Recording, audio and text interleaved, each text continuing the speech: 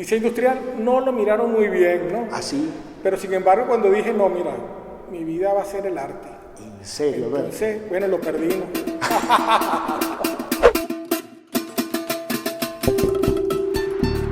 Bueno, mis amigos, esto es Conversarte con Edu. Mi nombre es Eduardo Sanabria, Edu Ilustrado. Soy artista plástico y humorista gráfico. Y en este video voy a conversar con un gran amigo, el cual yo admiro mucho también, que es Alberto Cavalieri. Alberto Cavalieri es un escultor fuera de serie y esta conversa yo la tenía desde hace tiempo pendiente. Alberto me quiere matar por eso, porque Alberto, como buen artista que es, le da como complicado hablar de su trabajo como uno como artista. Pero nada, Alberto, yo quiero darte las gracias por aceptar esta invitación para conversar contigo y bueno, aquí vamos a hacer una conversa relajada. Claro que sí. Gracias a ti, Edu. Todo un placer recibirte en mi estudio, tenerte por aquí y bueno, y conversar. Pues. Buenísimo, pana, buenísimo. Sí. Chavo, tú fuiste ingeniero, estudiaste ingeniería industrial. Yo estudié ingeniería mecánica, Ajá. media carrera, 3 años. Ajá. Y durante ese tiempo, bueno, siempre me atrajo mucho las matemáticas, la física. Sin embargo, yo sentía la carencia de ese mundo humanista. Me hacía falta un poco de literatura, de buen cine, de teatro, de artes visuales. Yo sentía que faltaba algo en mi vida y bueno, tuve un tiempo de reflexión en el cual dejé la carrera para estudiar otras alternativas y posteriormente consigo la carrera de diseño industrial, que es donde finalmente me gradúo. Ok. Que fue increíble porque para mí fue como un compendio de ciencias, tecnología y arte. Fue una carrera que complementaba las artes visuales, la composición, la forma, el color, el diseño y también la parte como industrial, Claro. la parte de ingeniería. Entonces, bueno, para mí fue increíble ese hallazgo. Inclusive siempre me llama la atención porque se supone que si tú estudiaste ingeniería o también te fuiste por el diseño industrial, ya lo dijiste que tenías como esa especie de sensibilidad por el tema del arte, pero ¿en qué momento hay como ese quiebre? ¿Qué es lo que te hizo decir? O sea, porque asumo yo que el diseño industrial no tiene que ver en apariencia con el tema del arte como tal, la escultura, sabes, ediciones limitadas, todo esto que conocemos. Claro. ¿Cuál fue como el gatillo, lo que dijo, me voy a ir por aquí? Interesante. Sí, la parte, digamos que en el ciclo básico de diseño industrial, muchas materias eran de carácter artístico. Okay. Había unas materias que se llamaban expresión tridimensional, donde uno utilizaba distintos tipos de materiales para hacer propuestas expresivas. Estaba expresión bidimensional, obviamente, todas las técnicas de dibujo, collage, estudio del color, composición, diseño. Entonces esa parte básica de la carrera estaba muy compenetrada con las artes, historia del arte inclusive. ¿Ah, sí? Sí, hubo dos materias de historia del arte. Entonces durante las clases de historia del arte yo vengo de una familia muy conservadora donde nunca iba a tener una orientación hacia las artes visuales. Inclusive te me adelantaste a la pregunta, pues esa es la pregunta que mucha gente le hace a los artistas, es decir, ¿en tu familia hubo gente? No. Ok. No, o sea, una familia de ingenieros, Claro. de doctores, Y tú aparentemente ibas a seguir ese camino. O sea, Totalmente. Ibas por ahí. Nadie me iba a orientar hacia eso y yo tampoco lo conocía. Claro. Era lo más difícil para mí, porque si vienes de una familia conservadora, ¿cómo Listo. tienes acceso a ese mundo? Por supuesto. Y Sí. no lo tenías como claro. Tú No decías, lo bueno, tenía. Entonces, cuando estudié ingeniería, a mí me fascinaba la ingeniería, pero no era suficiente. Yo sentía que faltaba algo. ¿Qué es ese algo? No lo sé. Tenía que buscarlo. Entonces, para mí, muchacho de 20 años, ¿sabes? Todo un dilema, ¿no? Sí, pana, fuerte. Sobre todo una sociedad como la nuestra. No, y también lo que me dices, que me imagino que la familia, intuyo yo, Claro, que es decir, claro. bueno, Alberto va por la parte de ingeniería o si no va por el diseño industrial, pero en el momento en que tú dijiste, mira, a mí me parece que como que mi camino va más hacia el tema del arte. Claro. Imagino que la familia como que... Yo he hecho muchas cosas diversas, pero cuando dije diseño industrial no lo miraron muy bien, ¿no? Así. Pero sin embargo cuando dije, no, mira, mi vida va a ser el arte. ¿En serio? Entonces, bueno, lo perdimos. Claro. Ahora sí típico, lo perdimos. la familia dijo, ya no dijeron más nada. A este pana lo voy a mantener. Sí, o sea, lo voy a mantener. Ya está perdido. Claro. Pero volviendo a la pregunta, cuando estoy en diseño industrial, en las materias de historia, yo descubro, sin tener todavía muy claro cuál iba a ser mi camino, ¿no? Sí. Yo descubro la obra de Alejandro Otero, pero su obra monumental, claro. su obra de escala urbana, donde él desarrolló, por cierto, en el Tecnológico de Massachusetts, y utilizaron una serie de software en esa época, los AutoCAD, todos esos software de matemáticas, todos esos software asistidos, ¿no? Estamos hablando que los finales de los 80. Sí. Ok. Sí. Se estaban como implementando. Entonces él tuvo como el privilegio, yo diría, de ser uno de los primeros artistas que usó esa tecnología, y en el Tecnológico de Massachusetts. Entonces allí desarrolló todas estas obras como la torre solar, que está en el Guri, de acero inoxidable, por supuesto, con esos álabes móviles. Esa es muy similar a la que está en el Ateneo. Esas piezas eólicas, sí, similar, pero esta es de 50 metros de altura, ¿no? Sí. De hecho, creo que esa obra la construyó la Mitsubishi, ¿sabes? Empresa Imagínate. de tecnología. Entonces yo descubro la obra de Alejandro Otero, y para una persona que viene de la ingeniería y ve a través de esas obras de Alejandro Otero esa mezcla, esa fusión de cálculos, de estructura, de ingeniería mecánica, con la parte creativa, con la parte filosófica. Wow, eso fue lo que determinó mi carrera. Yo creo que si no hubiese sido por Alejandro Otero, quizás yo hubiese sido un diseñador industrial. Claro, porque que es súper interesante ver ese discurso del tipo, ¿no? Claro, a través de su obra fue que yo me di cuenta, bueno, que sí se puede. Y inclusive cuando yo estudié ingeniería, yo abordé muchas cosas industriales, trabajé con máquinas, con tornos, fresadoras, soldadura, restauré carros antiguos. Yo vi por ahí una foto tuya en Instagram que me llamó mucho la atención, que coño, tú tenías un Volkswagen y entonces el Volkswagen tú le metiste un motor de carrera. Sí, y le cortaba los techos y hacía las capotas. Entonces siempre tuve como también pasión por los metales, por el trabajo técnico, ¿no? Claro. Técnico manual. Pero ahí estaba el arte, sin tú saberlo. La ingeniería, la física, pero cuando veo que además se puede complementar con la expresión, wow, eso fue magia para mí en ese momento, ¿no? Y dijiste, por aquí me voy. Por aquí me voy, déjame intentarlo, pues. ¿Qué año estamos hablando, Alberto? Más o menos que te acuerdas. Estamos hablando del año 91. Ok, tendrías estás tus 20, 22 por ahí, sí, ¿no? Sí, como 21, 22 años. Creo que mi primera escultura la hice en el año 92. En el siglo pasado. En el siglo, porque somos el siglo pasado. Sí. Hay una que yo vi en tu catálogo, que aquí la vamos a poner en el video, que es una de las primeras que está inspirada más o menos en lo que hacía Alejandro Otero, ¿verdad? La que es circular y fue una de las primeras que tú hiciste. Totalmente, de hecho eso fue lo primero que yo hice de expresión artística. De hecho esa obra la hice como producto de una tarea de la materia de historia del arte, porque al estudiar los artistas uno de alguna forma tenía que recrear una obra inspirada en algún artista que estuviésemos estudiando en la asignación. Y lo hiciste. Entonces, ese fue mi trabajo, esa fue la maqueta, esa imagen a la que te refieres, es la maqueta de ese proyecto que hice. Ah, mira tú. Lo hice en mi época de estudiante. ¿Y te graduaste que en el 90 y qué? 90 y... Yo me gradué en el 96. Ok, ya más o menos tenía... Claro, a mí me costó un poco, digamos, yo extendí la carrera porque una vez, durante mis estudios de diseño industrial, una vez que empiezo en el arte, ya prácticamente todo para mí era una distracción. Yo quería seguir puro arte. ¿En serio? Y hay momentos, bueno, que haces una obra, participas en un salón, participas en otro, después te invitan a otra exposición, entonces se te empieza como a abrir un mundo, y ya para mí todas las otras cosas que yo venía Era secundaria, ya. Todo No, se haya vuelto sí. secundario. Para mí no hubo más nada que arte. Mi vida se tornó arte. Y utilizaste una palabra buenísima que es eso, distracción. Todo lo demás era distracción. Totalmente, Estaba como totalmente. distrayendo de donde tú.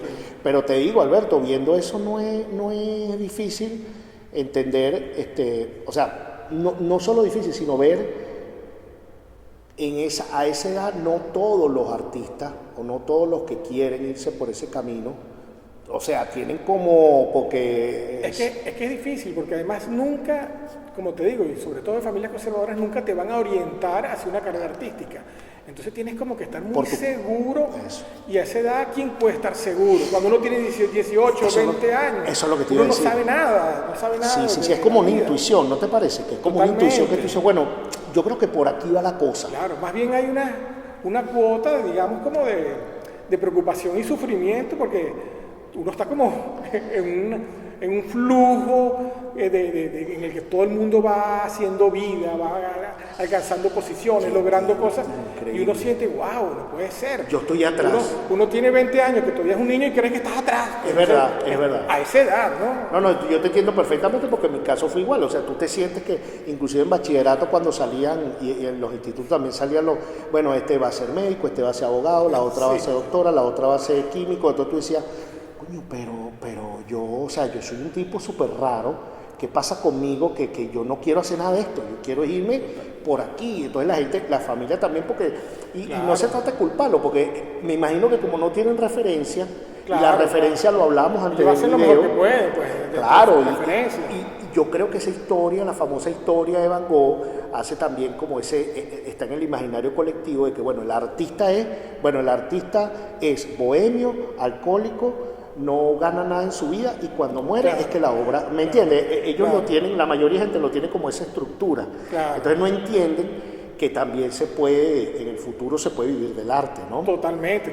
Y bueno, y además que ya el paradigma de lo que es el artista, todo eso ha cambiado, ¿no? Claro. Hoy en día el artista es un personaje, digamos que para poder sobrevivir como artista. Sí. Para ser artista tienes que sobrevivir como artista, ¿no? Claro. Entonces, para sobrevivir como artista tienes que, bueno, administrar tu salud psicológica y física, tu finanza, tu organización. Es que si no, no puedes con esto. Claro, porque la gente no ve lo que hablábamos, la gente ve el efecto, pero no ve la causa. La gente tal vez está viendo este video, ve tu taller, ve las esculturas, y mucha gente cree que es que tú llegaste un día y la gente, alguien te vio, ay, qué simpático Alberto, vamos a montarle un taller aquí, y esto sucedió de la magia. Mira, hubo mucha duda, mucho miedo, mucha incertidumbre.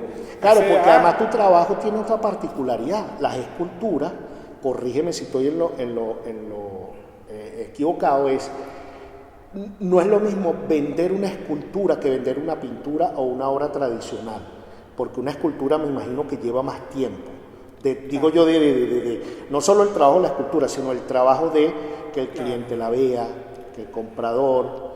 Yo creo que para ser escultor tienes que ser un apasionado verdaderamente de la escultura, porque dentro de las manifestaciones artísticas, yo creo que la escultura es un poco ingrata, porque no es como, suponte, como un dibujante o un fotógrafo que puede sustituir una foto por otra. La escultura es costosa, es laboriosa, inclusive para transportar una obra necesitas un equipo de gente o herramientas. Los tiempos para hacer una escultura pueden ser años, semanas, meses, ¿sabes? No, y no solo para hacerla, sino para venderla. Para venderla. O sea, no es que va a venir alguien y entra por esta puerta y me cortó la escultura, me gusta, dámela. Para movilizar una obra de aquí, 2 cuadras, de repente te cobran $1,000, ¿sabes? Claro, pana, qué rudo. Sí, no. Es como cuesta arriba, digamos que la escultura te permite, tienes menos rango de error. Ya. Digamos, no es un boceto, tú emprendes una escultura, no me quedó bien y la boto, no la puedes botar. Claro, no, te entiendo perfectamente, porque el tema de la escultura, y además que tu escultura es muy particular también, cosa que, bueno, por supuesto, creaste un estilo, creaste un discurso que se diferencia, bueno, tan es así que hay mucha gente que imita a Alberto Cavalieri, o sea, sí. Yo recuerdo así cuando tú sales, lo primero que yo vi tuyo eran esas maderas en gran formato con esos clavos doblados, ¿no? Sí. Recuerdo haber visto, la primera vez que supe de ti lo vi así. ¿Eso fue más o menos lo primero que tú hiciste? No, yo Antes? yo diría que es como lo segundo. Yo diría que es como lo segundo. Lo primero no estamos hablando de esa escultura inspirada en Alejandro Otero. No creo que no define. Ese fue mi primer acercamiento, pero no define lo que fue mi obra. Perfecto. ¿Cuál fue la primera? Porque ese fue un ejercicio. Sí, claro, estudio, de la ¿no? materia. Ajá. Pero yo quería, antes de responderte esa pregunta, Ajá. señalarte algo que me pareció interesante, que quedó en el aire, ¿no? Que me preguntaste qué determinó como mi camino, ¿no? Entonces, que fue cuando te hablé de la obra de Alejandro Otero. Quería decirte que, previo a los estudios, yo hice muchas cosas diversas, industriales, de máquinas, de carros, de soldadura. Y es maravilloso, es lo que quería decirte, es maravilloso ver, aunque uno tenga todos esos cuestionamientos, esas dudas, será por aquí, habré perdido mi tiempo en este camino o en el otro, es maravilloso ver cómo después, en la vida de uno, todo confluye. Correcto, sí, es verdad. Es increíble ver cómo todo eso está presente en la obra, porque hoy en día yo veo mi obra y veo rasgos de ingeniería, veo rasgos de diseño, veo, no sé, asociaciones con cosas vividas en la infancia, de mis hobbies, ¿sabes? Todo está como compenetrado, pero eso no lo ve uno cuando estás sumergido en esa situación de encontrar tu camino, ¿sabes? En la búsqueda Te lo aseguro de tu que vida, sí. ¿no? Y esto es bueno que lo vean también artistas que están comenzando, que tengan, o sea, que lo tengan en cuenta, que al final el camino lo logras y que a lo mejor tú dices, bueno, pero participé en esta exposición y no pasó nada. O hice esta escultura, o hice esta cosa y no pasó nada. O estudié medicina, ¿y para qué me sirve esto en la obra? ¿Para qué me sirve esto en la obra? Correcto. Pero resulta que sí te sirve, que todo eso está ahí plasmado. Claro, yo creo que todo suma. Lo que pasa es lo que tú dijiste al principio, y más si tienes 20 años, 22 años, no estás como en una estructura de saber que todas estas cosas que tú estás, no tienes a nadie que te diga, Alberto, tranquilo, este Volkswagen que tú estás construyendo, o sea, ya esto te va a servir de conocimiento para un futuro. Claro, ¿no? Y si no tienes ese mentor, digamos. Claro, porque tú no lo tuviste, ¿no? No lo tuve. Tú fuiste como dándote, o sea, no dando tumbo, pero sí tuviste como, bueno, y buscando por una aquí, búsqueda. y por aquí, y por allá. Claro. Y tocando puertas, ¿no? Sí, entonces, bueno, ya en torno a la pregunta, digamos que cuando yo empiezo mi obra, y yo creo que es el problema de la situación de todos los artistas, cuando ellos se plantean, quiero ser artista, sí, pero ¿qué hago? ¿Qué hago como artista? Eso es también eso es otro capítulo. ¿Qué hago como artista? Es como extrapolar ese mismo problema de ¿qué hago con mi vida ahora? ¿Qué hago como artista? ¿Qué discurso voy a ¿Cuál es mi discurso? ¿No? ¿Qué es lo que yo llamaría, cuál va a ser mi problema plástico? Sí, sin duda. Entonces, bueno, digamos que en mi caso no costó tanto encontrarlo porque, digamos que yo era apasionado como te dije, de las estructuras, de la física, de la soldadura, de los metales en realidad, ¿no? De los trabajos en metales. Entonces, bueno, estudiando los demás artistas, yo veía artistas que trabajaban el acero, hacían composiciones utilizando formas geométricas, ¿verdad? Hacían volúmenes, sumaban un volumen con otro, hacían conjuntos de volumen. Entonces, todo muy interesante. Artistas que doblaban el metal también, doblaban el metal dentro de lo que le permitían las máquinas. Claro. Entonces, para mí, como problema plástico, en ese entonces, fue bueno, yo que uso los metales, a mí que me gusta usar los metales, y el metal en la escultura, yo veo que se utiliza un poco rígido, y cuando le dan sinuosidad o curvatura, está siempre como supeditada a la geometría, porque esas formas las dan las máquinas. Entonces, digo, bueno, yo me voy a plantear una obra que vaya un poco más allá de lo que te puede dar una máquina. Okay. Entonces, si hay artistas europeos, americanos, increíbles, que doblan el metal, bueno, perfecto, pero yo quiero doblarlo un poco más.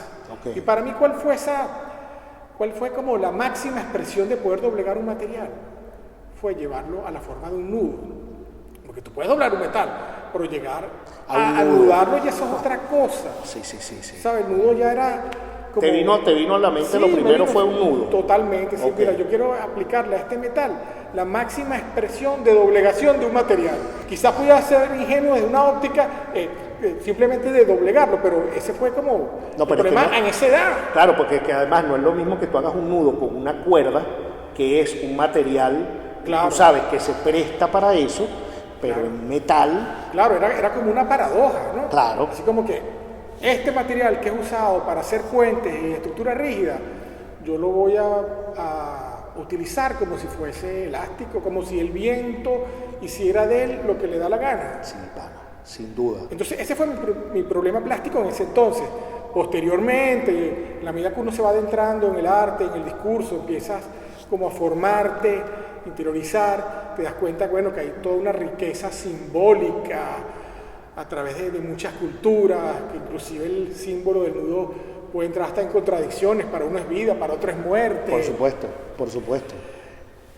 Y bueno, hubo algo interesante en esa obra, y es que para mí era como una metáfora también de la vida, ¿no? De Claro. la vida, uno todo el tiempo se te van presentando situaciones que resolver. El nudo estaba... Mucha gente tildaba mi trabajo como de abstracto, pero en el fondo tampoco es absolutamente abstracto, porque el nudo es una referencia humana. Claro. El nudo más bien puede ser hasta figurativo. Entonces, digamos que mi obra estaba como que en ese limbo entre lo abstracto y lo figurativo, a pesar de que siempre he tenido referencia de la construcción, pero digamos que por un periodo largo siempre he estado como entre la figuración y la abstracción. Ok.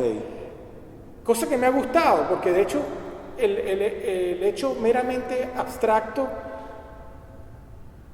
también digamos que no te conecta con la vida, ¿no? Digamos que el nudo tiene una narrativa, como te digo, con la vida, con las situaciones, es un referente humano, es como un cable a tierra. Claro, claro, no, inclusive si tienes un problema, o sea, digamos, tienes un problema familiar, o tienes un problema de finanzas, o tienes un problema con, o sea, te sientes que hay un nudo, tengo que salir de esto, o sea, y cuando lo resuelves te sientes como que, bueno, desanudé. Claro. De hecho hay toda un mito, ¿no? Un mito o una leyenda del nudo gordiano.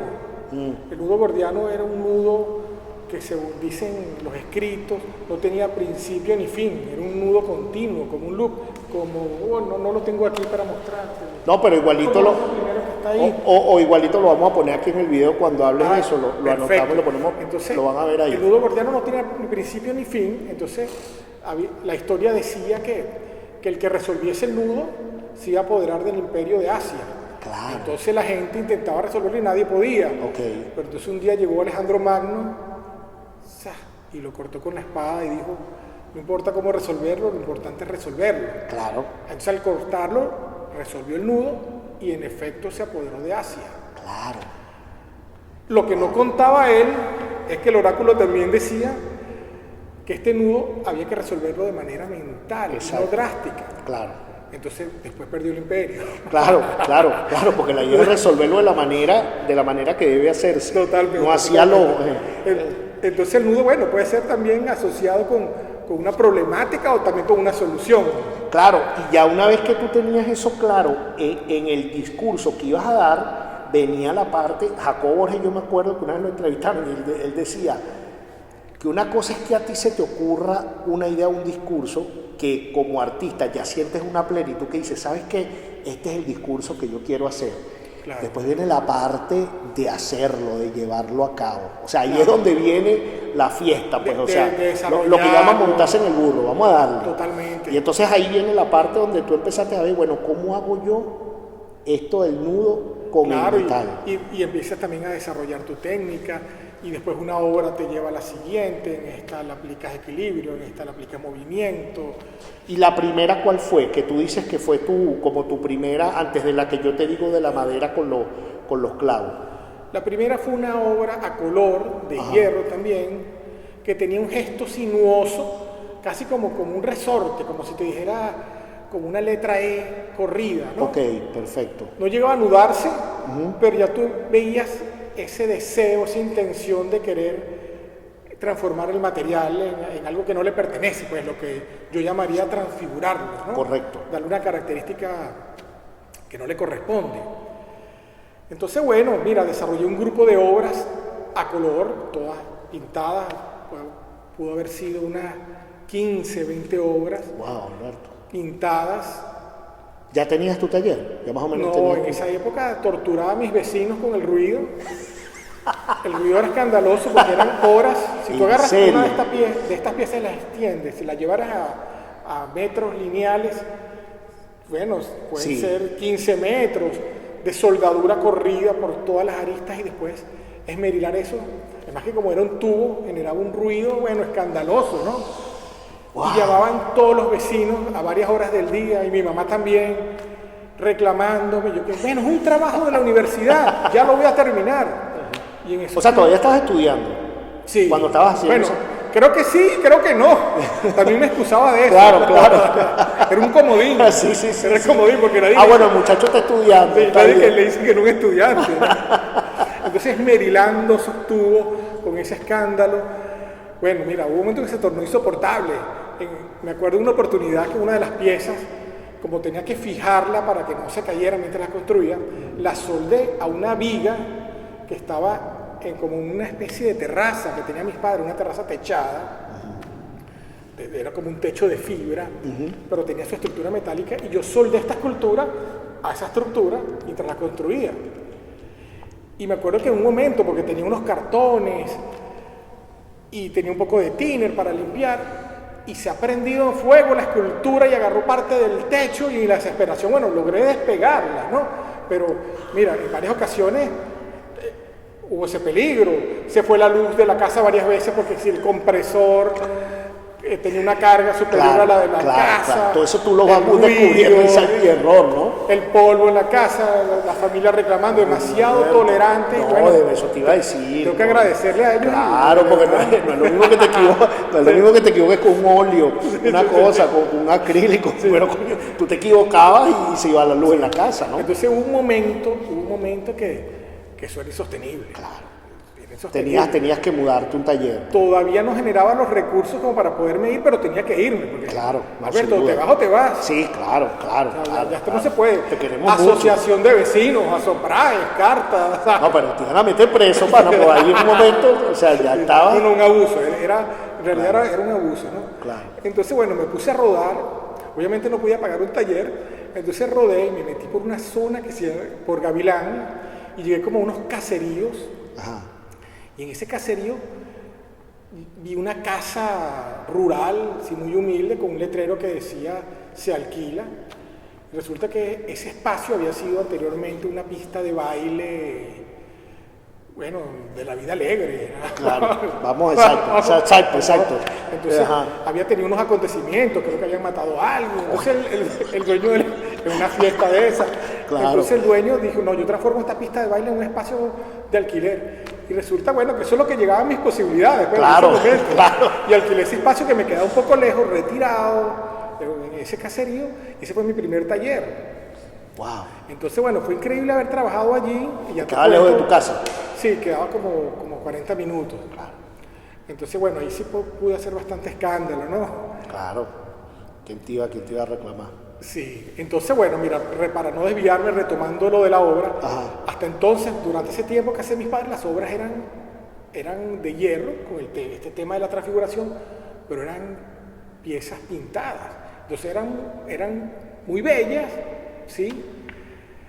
Ornamentales, por qué no decirlo, pero yo sentía que todo ese trabajo de transfiguración del material se perdía al incorporarle color. Porque tú al pintarlo, tú podías decir, bueno, ¿qué es esto? ¿De qué material es esto? Esto puede ser goma. Es verdad. Esto puede ser elástico, fibra de vidrio, puede ser otro material. Entonces, todo ese deseo de transfiguración realmente no estaba tan presente como yo pensaba. A menos, cosa que pasaba, que la gente la tocaba, y sentía que metal, wow, es metal. ¿Cómo se logró esto? Pero no era lo que tú, claro, no era lo que tú querías al principio. Pero no era lo que yo quise. Entonces, ¿qué pasó? Que, bueno, la obra empecé a desarrollarla de una forma como más honesta, ¿sabes? Me deslastré de esas cosméticas, pues. No quisiste ponerle pintura, por maquillarla. ejemplo. Ok, exacto, correcto. No quise maquillarla. Vamos a dejarla cruda como tiene que ser, que se vea el material, porque es la forma en que ella va a poder impulsar como su fortaleza, ¿no? Entonces empezó a desarrollar las piezas con un poquito más expresivas, más fuertes.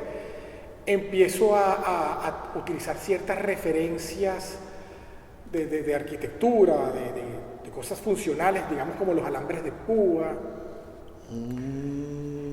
Y ahí también, porque el alambre de púa tiene como esos, ¿cómo se llaman? También se llaman nudos. O sea, los alambres de púa tienen como esa, ¿sabes? Sí, tienen un enrollamiento, Ajá. no sabría decirte, porque son unos nodos. Claro, como unos esas nodos. púas, pero Ajá. a través del alambre de púa, digamos que seguía manejando todo el discurso formal, todos esos códigos estéticos. Correcto. De transfigurar, Correcto. doblar, la curva, sinuoso, la retorsión, la contorsión, todos esos recursos también estaban ahí, pero en un elemento figurativo que además también tenía un simbolismo, ¿no? Del alambre de púa. De hecho, la pieza se llamaba Hasta aquí, es como párate, detente, ¿no? No, y el alambre de púa siempre que uno lo ve lo asocia con algo muy fuerte. Sí, tiene como una connotación. Entonces empecé a desarrollar obras en esa época que ya tenían un poquito más de intención a nivel de concepto, ¿no? Entonces hubo algo interesante de mi trabajo también al yo mudarme a ese caserío. Y esto va a responder la pregunta que me hiciste de los clavos. Cuando yo me mudé a ese caserío, digamos que había muchas casas, obviamente, muchas casas muy pobres, hechas con materiales de desecho, pues. De hecho, los encofrados que utilizaban para hacerse esas casitas, los prestaban entre todos los vecinos de ahí. Entonces encontrabas tablas tapizadas de clavos, ¿sabes? Claro, que como cuando tú clavas, y bueno, después... Te presto el encofrado, ya yo lo usé, ya tiene 500 clavos, tú lo usas con esa y 10 tablas más y ya tienes 800 o 1000 clavos, todo tapizado. Entonces, había una estética que yo descubrí ahí bien interesante, y además la estética de la obra civil, de la construcción, de esas barriadas, la obra en concreto, llevada sin ningún tipo de normativa, de ingeniería, ¿no? Claro. Donde las columnas pueden ser inclinadas. Coño, que eso tuvimos mucho en Venezuela. Totalmente. O sea, ¿no? una cosa en las casas que tú Venezuela y en Latinoamérica, ¿no? Una estética un poco de lo provisional para siempre. Sí, es como decía Cabruja, el país de mientras tanto, pues somos un país mientras tanto. Le dejamos estos arranques, ¿no? Que los arranques son los estribos, ¿no? Las cabillas que Claro. salen por arriba de la columna. Sí, y sí, en la sí, medida claro. que vaya entrando recursos, sigo construyendo, ¿no? Sí. Entonces, eso era como una estética muy común de ese lugar. Bueno, yo no diría ese lugar, yo diría de Latinoamérica también, ¿no? No, sí, es verdad, pero además lo interesante es que tú con esa, o sea, qué interesante es que tú te percibes esa parte que no tiene que ver absolutamente con la parte de ingeniería civil, que es más formal. Claro. O sea, tú dices, coño, y entre el arte tú decías, bueno, yo me estoy fijando en ese clavo que está ahí a mal, esa columna que tiene esas cabillas por fuera. Entonces, dentro de esa construcción informal, donde las escaleras, a veces yo creo que hasta sin columnas, sin refuerzo, donde la huella y la contrahuella van cambiando en el camino. Claro. O sea, todas las irregularidades, bueno, aquí en Estados Unidos eso sería... pero por supuesto, te meten una demanda. Bueno, además que tú que tienes un local aquí, un estudio, tú sabes que me imagino que tú debes tener un inspector a cada rato que llega aquí, que si esto no está pintado, que si esto, que si lo otro, o sea... De todo, que donde boto los trapos contienen tiner, porque no los puedes botar en la basura. Claro. No nos desviemos, pero... pero está bien, porque además, pero imagínate si hubieran visto esa casita donde te mudaste, o sea, si aplica esa multa... Sí, entonces digamos que yo me nutrí de toda esa estética, claro, pero que informal, para no darle nombres peyorativos, ¿no? Sí. Entonces empecé a crear una suerte de estructuras inciertas, de estructuras irreverentes, como de muros de contención que no contenían nada, claro. Porque era el muro en el aire, no contenía ni para este lado ni para el otro, claro. Donde había una columna que se convertía después en viga. Bueno, entonces realicé un grupo de obras irreverentes utilizando todo este imaginario de la construcción informal, pero le incorporé los códigos plásticos que venía manejando de la contorsión. Claro. De la contorsión, de la curva. Entonces eran columnas curveadas. Entonces lo interesante es que, fíjate que esa estética de lo inconcluso, digo de lo inconcluso porque Sí. en casi todas le dejaba el emparrillado. Yo me acuerdo que tú tenías unas y entonces tienen como Para como continuar. ajá. Eso no solo lo veías en la construcción informal de los barrios, eso lo veías también en la autopista de Oriente, que demoró, no sé, 40 años, Claro, 20 claro, años por supuesto, haciéndose. perdón, uf. Sí, sí, En el sí. aeropuerto también, cuando las veces que bajaba al aeropuerto veía unas columnas como para autopista también, que las vi por muchos años. Proyectos que empezaban, bueno, ¿qué mejor caso que el helicoide? Sin Esa duda. estructura magnífica, Magnífica. de concreto, Y lo que llegó a ser armado terrible toda ahorita. la vida así desde niño, ¿no? Entonces empecé como a crear y recrear con todas esas imágenes. Claro, claro, y entonces ahí empezaste, ya tenías como un discurso establecido que decías, bueno, basado en estas imperfecciones de esta escultura, yo empiezo a crear estas esculturas que vienen siendo como unas columnas, y ahí todavía no han entrado los clavos, o sí ya estaban los Ahí clavos. entran los clavos paralelamente, porque los Ok, clavos, lo hacen. mientras realizaban las estructuras de concreto, recuérdate que el concreto, todo lo que es la obra en concreto, la obra civil, está relacionada con los encofrados. El concreto, el resultado es producto de lo que fue vaciado en los moldes, que estos moldes generalmente son en concreto. Claro. Entonces claro. estos moldes son en madera.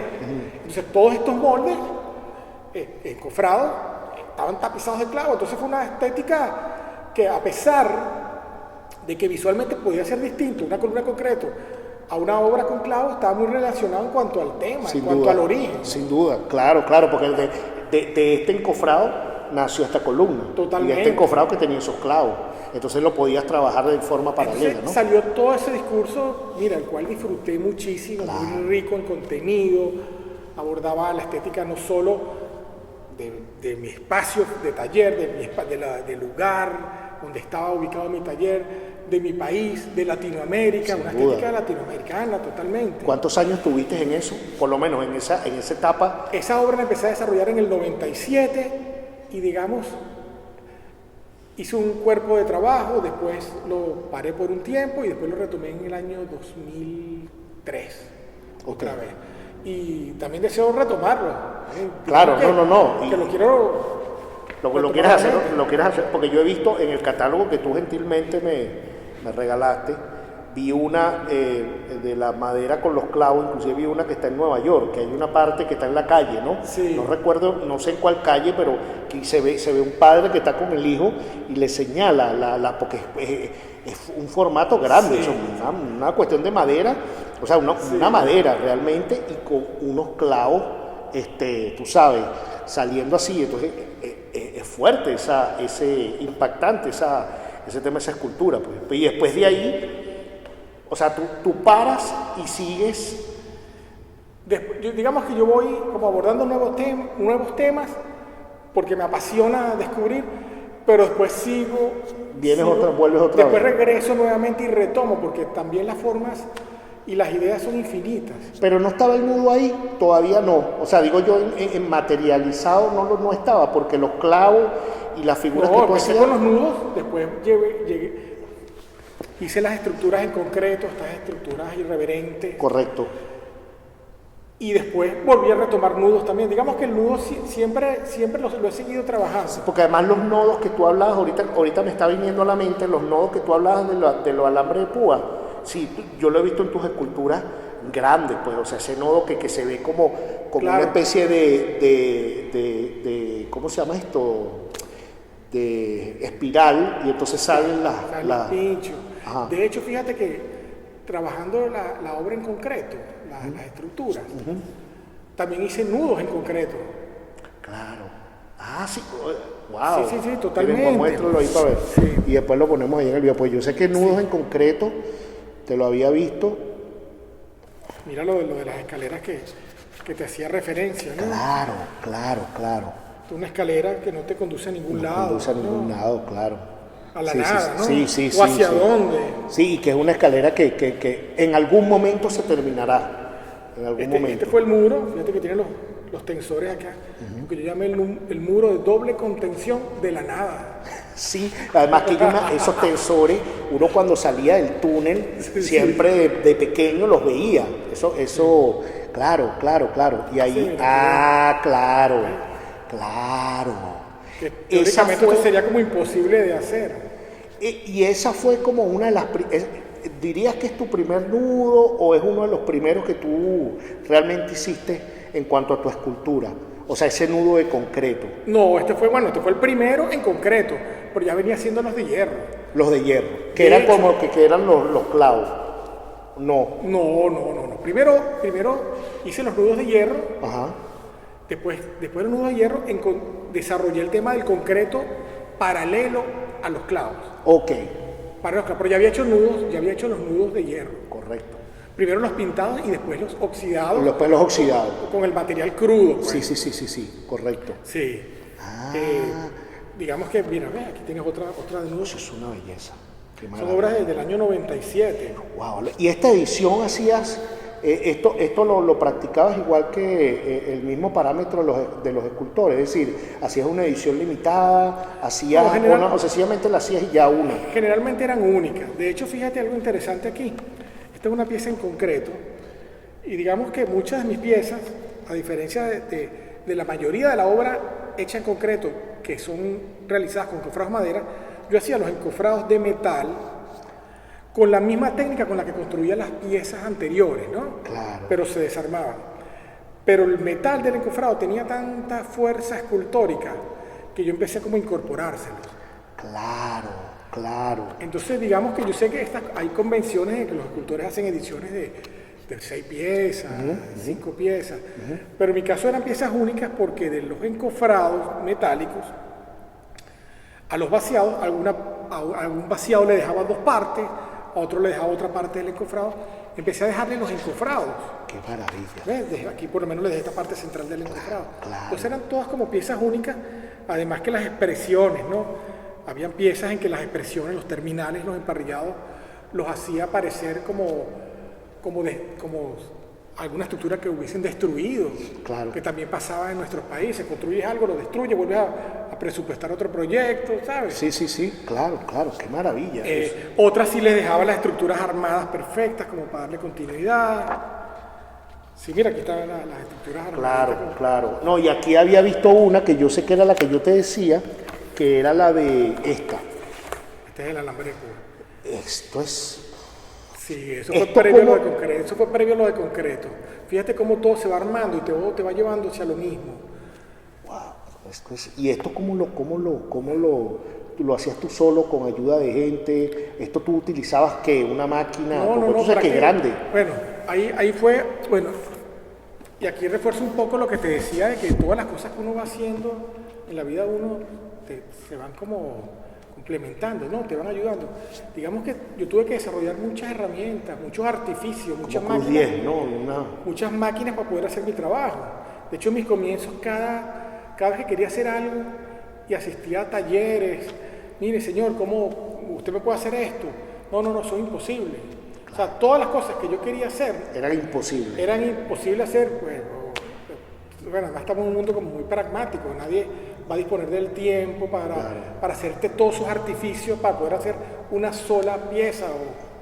Claro, esa misma precariedad te obligó a ir resolviendo. Entonces, tuve que desarrollar mis propias máquinas, mis propias herramientas, y ahí me ayudó mucho el diseño industrial y también la ingeniería. Volvemos al punto de lo que tú decías, bueno, aparentemente el diseño industrial y la ingeniería no me iba a servir de nada. Claro. Y fíjate que te sirve para ir logrando eso, ¿no? Totalmente, fíjate que inclusive dentro de esos códigos formales que yo he venido manejando, siempre me ha apasionado utilizar el equilibrio, ¿no? Piezas que están como apoyadas en mínimos puntos de apoyo y donde tu intuición o la lógica, por la forma como se despliega la obra, tu lógica te diría que se va a caer para este lado y resulta que la obra está estable, más bien está reforzada hacia el otro lado. Claro, ¿sabes? Alberto. Todo eso es parte un poco de la ingeniería también. Claro. Y entonces tienes ese discurso y me imagino que de ahí empiezas, bueno, por lo menos en lo que yo te conocí más, que fueron esos nudos en metal. O sea, por llamarlo, que es donde, no sé, tú lo debes saber mejor que yo, que hay cierta obra que es reconocida del artista, que la mayoría la reconoce. Es decir, claro. Cavalieri, cuando hablamos de Cavalieri, la mayoría te asocia con esculturas de este tipo, ¿no? O sea, claro. creo que es como tu marca, ¿no? Sí, lo que pasa es que hay una trampa, y es que afortunadamente es difícil encontrar un lenguaje. Claro. Es difícil. Una vez que lo encuentras, también es muy difícil que ese lenguaje tenga éxito. Sí, no, sin duda. Ahora, si encuentras el lenguaje y ese lenguaje tiene éxito, entonces el artista, que también muchas veces parte de la precariedad, empieza finalmente a generar recursos producto de tu propio trabajo, sí. Empiezas a aumentar tu producción, a incrementar, empiezas a tener máquina o alguien que te ayuda a cargar las láminas. Entonces hay como una suerte de trampa, porque el público a veces le intenta llevarte hacia algún lado, ¿no? Entonces es muy fácil caer en esa trampa, claro. Y empezar como a repetirte, ¿no? Entonces claro. Uno tiene que ser a veces como muy valiente de dar nuevamente saltos al vacío, porque parece mentira. Tienes un producto exitoso, pues, producto digo por llamarlo de alguna forma, sí, te entiendo. Encuentras dentro de tu búsqueda, finalmente consigues algo que está funcionando, entonces, wow, finalmente estoy solvente, no le debo a nadie. Claro, pagué las cuentas. Sí. Llené el tanque, pues, como claro, digo yo. Y puedo vivir entonces, de esto. Concha, le voy a soltar ahorita, ¿no? Tú te extiendes un poco, ¿no? Sí, bueno, sí. La obra también te lo exige, porque con un par de obras no es suficiente como para desarrollar un discurso. Un discurso es parte de una elaboración de varias obras, ¿no? Para tú mismo entenderlo. Pero a veces cuesta soltarlo porque lo necesitas, pues. Claro, y esa dualidad es importante verla. Totalmente, pero uno igualmente tiene otras necesidades, otras búsquedas. Entonces, digamos que yo siempre he seguido desarrollando este tema de los nudos, de la transfiguración del material, pero he ido incorporando nuevas líneas de trabajo. Claro. Entonces, a pesar de que hice el concreto, también seguía haciendo obras de nudo que digamos que ese trabajo formal me permitían financiar mi trabajo experimental. Claro. Porque como artista lo importante es mantenerte vivo como artista. Si hay un momento que no logras generar las condiciones para hacer obra, ya no puedes ni siquiera hacer arte. No, y lo hablábamos antes de empezar el video, que realmente, eso me lo dijo una vez un coleccionista, amigo, me dice, cuando tú logras un discurso y estás teniendo éxito con ese discurso, porque además el éxito no solo es digamos, de la parte artística, sino también el éxito comercial. Estás pagando las cuentas, está entrando platica, estás vendiendo, está bien. Entonces dice, ese es el propio momento para experimentar con otras cosas. Totalmente. Porque estás en positivo. Es decir, entonces tienes una ligera... Como si tú puedes experimentar... Una holgura, tienes una holgura. Claro, porque si de repente vamos a poner que no es por ahí y te gastaste un dinero en crear algo, entonces tú dices, bueno, ok, no es por ahí. Puedes permitirte ese lujo, pues. Te puedes permitir. Entonces, es decir, difícil es hacerlo cuando estás en negativo. Es decir, cuando ya baja, uno no sabe si va a bajar o no, porque eso tampoco lo determina nadie. Entonces porque estás trabajando en base a la desesperación. En el desespero, es decir, tengo que encontrar algo, entonces ya la mente, creo yo, que no trabaja igual. Claro, que no es lo mismo trabajar, negociar, lo que sea, desde la abundancia que desde la precariedad. Claro, o sea, no es lo mismo. Claro, porque además tienes ese discurso y cómo tú puedes unirlo con tú sabes, ya estoy haciendo las esculturas, los nudos en metal, estoy vendiendo y tal, pero por otro lado me quiero ir. Por otro lado, tengo que ir buscando otro lenguaje, porque yo no me puedo quedar con los nudos de metal hasta que tenga 80 años, claro. Por ejemplo. No, y no solo que debo, sino que también te cansas. Bueno, hay épocas en las que en el trabajo de uno también se aburre, o agotas las ideas, o necesitas... Eso te iba a preguntar, porque fíjate que yo escuché un artista hace tiempo que él decía eso, es verdad, él decía, mira, cuando tú trabajas, que tú lo debes conocer, que es Starkey Bryce, que claro, como un excelente artista, talentosísimo. Maravilla. Y yo le decía, Starkey, cuando tú estás trabajando en una obra, te ha pasado que te tienes que despegar, porque aunque la gente no lo crea, tú mismo te saturas de lo que tú estás haciendo, aunque es tu pasión, porque se supone que si tu pasión es esto, la gente puede entender, bueno, Alberto nunca se cansa de hacer esto, jamás se cansa. Entonces él me decía, no, a veces yo siento, yo también lo he sentido, sientes como esa saturación, y dices, mira, ¿sabes qué? Yo necesito ir a caminar en la playa, necesito ir al cine, necesito hacer otra cosa que no tenga que ver con esto para después volverle a agarrar el cariño que le tengo, ¿no? Te tienes que hasta esconder la obra, tienes que esconderla, necesitas un distanciamiento. Claro, o sea, porque si no, no le agarra, o sea, llega un momento que tú dices, uy, esto como que lo estoy haciendo en piloto automático, o está llegando un momento en que estoy trabajando algo que no sé qué es, y le estoy perdiendo la pasión y el cariño que quiero, entonces yo necesito, ¿sabes qué? Y Starkey lo decía, yo necesito por lo menos 5 días, Claro. o sea, 5 días que no quiero ver el trabajo.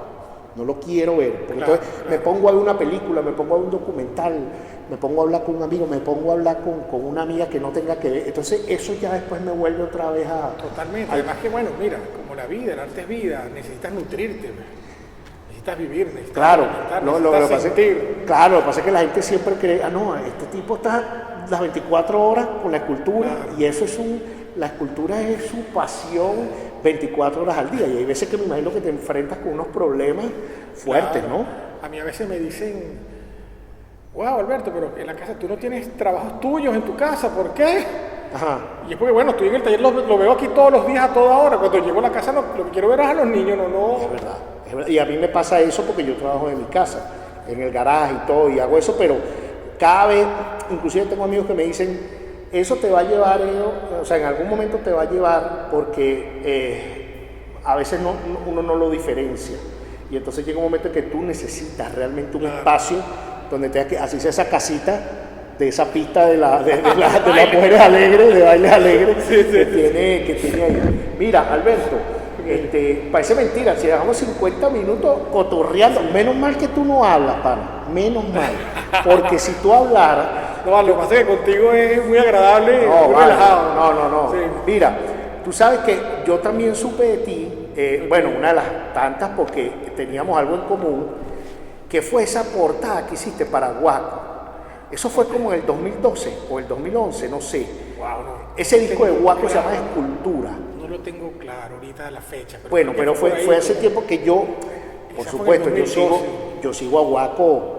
Guaco es una banda extraordinaria, es una de las bandas brutales del país. Y entonces Guaco tenía como premisa contratar artistas reconocidos para que hicieran sus portadas. Estamos hablando de Cruz 10, claro. Estamos hablando de, bueno, estabas tú, oye, ¿quién fue el otro que le hizo una portada a Guaco?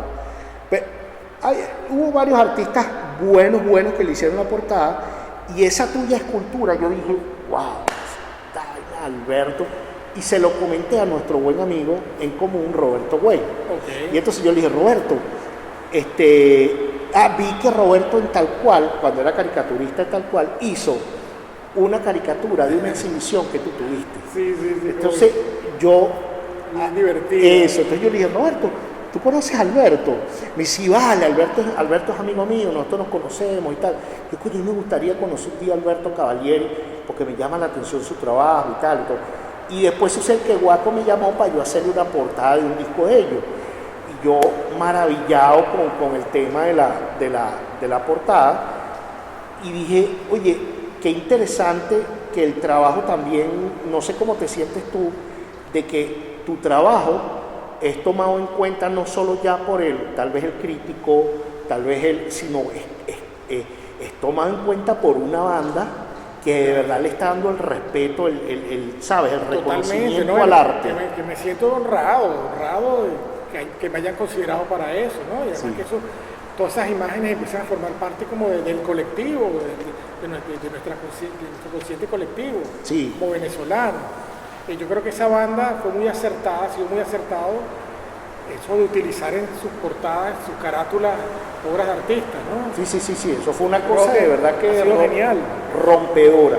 Entonces, fíjate que bueno, ahí en la escultura, o sea, en la parte de los nudos de metal, que es la que la gente te conoce más. Después yo me acuerdo que hiciste algo, que lo vemos aquí, lo vamos a ver en el video después, hiciste como unos marcos, que esos marcos en teoría la función de un marco es estar, tú sabes, hacer su función, pero no, estos marcos son rebeldes. Este marco dice, yo no sigo para acá, sino que me hago un enredo, ¿no? Hago un nudo ahí En, O sea, digamos que desvirtúa la idea de la geometría del marco, digamos, ¿no? sí, sí, claro, claro, que es un choque. O sea, eso también, eso lo hiciste cuando. Los de acero inoxidable. Ajá, ajá. Sí, porque también hice unos marcos. De hecho, creo que estas piezas. Estas son de aquí, disculpa, esto es acero inoxidable. Estos son acero inoxidable. Ok, perfecto. De Las hecho- de metal son las que son. De hecho, esos marcos, estos que tenemos aquí, nacen de este primer marco. Este es un marco roto, Ajá, ¿verdad? ajá. De la ruptura, que fue hecho en vigas de acero, vigas doble T. A diferencia de mis primeras piezas, que eran construidas con láminas soldadas, estas piezas eran verdaderas vigas de construcción, ¿no? Fíjate que aquí vuelvo otra vez a los referentes de la construcción, de la arquitectura. Y para mí este fue un trabajo muy interesante porque todos los trabajos que yo había hecho previamente de nudos, todos, eran nudos construidos por medios de soldadura. Claro, Digamos que eran unos anudamientos virtuales. sí, O sea, el producto final, lo que estás viendo tiene forma de nudo, pero en realidad no es un nudo. claro. ¿Me explico? Sí. Mientras que en estas piezas de vigas doble T son vigas rígidas que compraba, vigas industriales. De hecho, tienen un nombre, son vigas IPN, esa es la nomenclatura internacional, ¿no? Eran verdaderamente dobladas, con calor, con prensa. O sea, esa viga que estás poniendo ahí, que ese doblez es toda la viga doblada Toda tal la viga cual. doblada, de hecho, vele las arrugas. Fíjate cómo se está arrugando. No, Alberto, es una. Sí, no, era un trabajo bárbaro. Yo, de hecho, hice pocas, hice no más de 10 piezas porque era un trabajo muy peligroso de hacer. Y en cualquier momento, bueno, alguien podía explotar una bombona o podía ocurrir un accidente. De hecho, fíjate aquí Claro, claro. la estamos doblando entre un grupo de personas. Y la viga en el aire, empujándola, aplicándole calor. ¿Cuántas personas, con cuántas los hacías? Bueno, mira, yo trabajaba con poca gente en mi estudio, ¿no? Esas piezas las hice en esa casa, en ese caserío, por allá en Gavilán. Y me acuerdo que yo no tenía personal, yo tenía un muchacho que me ayudaba. ¿Cuánto duraste en ese caserío? Pero para hacer esas obras necesitaba por lo menos 20 personas. Entonces yo lo que hacía es que salía de la puerta del taller y había como una parada de autobuses donde pasaba un autobús como cada 2 horas, ¿no? Para recoger la gente de allí. Entonces yo llamaba a los muchachos, vénganse para acá, échenme una mano, yo les lanzo algo. Entonces venían personas que no conocía, pues, que eran de ese caserío, inclusive venían vestidos, algunos en chores, sandalias, en cholas, una cosa así como también un poco irresponsable de mi parte para lo que implicaba el peligro de ese trabajo, con 3 sopletones gigantes, el peso de esas herramientas, que el equivalente aquí en Estados Unidos de un trabajador de eso hubiese sido una persona vestida como un astronauta. No, claro, y además que tienes que, que te ibas Si lo vas preso también. No, te ibas a meter en un lío. Mira, fíjate, vamos a dividir el video en 2, eso es lo bueno de estar hablando con gente. A tomar un poquito de agua. Y esa sí, llevamos 1 hora, esta es la primera parte del video con nuestro buen amigo Alberto Cavalieri. Recuerden, si les gusta el video, denle like, suscríbanse, compártanlo, dejen los comentarios aquí qué les pareció la primera parte y vamos con una segunda con Alberto Cavalieri. Esto es Conversarte con Edo más allá del arte.